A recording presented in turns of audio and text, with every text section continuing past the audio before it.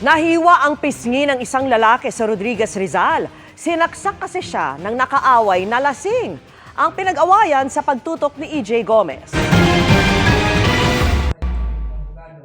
Para ikaw ay aking ina-arrest sa lampan. Nadagip ng mga pulis ang lalaking ito matapos masangkot sa pakikipag-away na nauwi sa pananaksak sa barangay San Rafael, Rodriguez, Rizal alas 3 ng madaling araw kahapon. Base sa investigasyon, napadaan ang biktima kasamang ilang kaibigan sa kinaroroonan ng sospek at ilan pang kasama nito na nasa inuman. Sinabi niya, sabugin natin ng motor. Tapos may konting pagkalo sa pambuno po kami. Nagsuntukan daw ang sospek at biktima hanggang sa Nang medyo natatalo na yung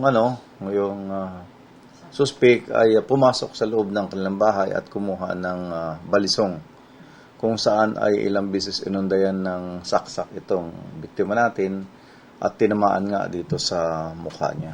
ang 22 anyos na biktima nagtamo ng malaking hiwa sa kaliwang pisngi. Ilang oras matapos ang insidente, naaresto ng mga pulis ang sospek.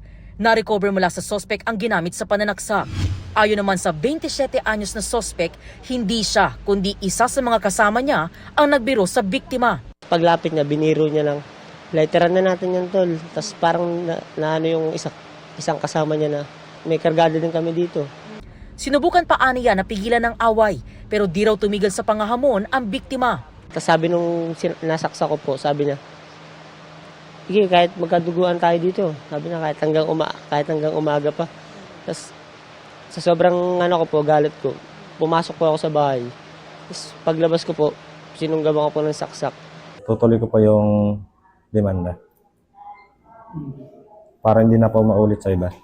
Mahaharap sa reklamong frustrated homicide ang suspect na nakukulong sa Custodial Municipal Police Station ng Rodriguez, Rizal. Para sa GMA Integrated News, EJ Gomez, nakatutok 24 oras.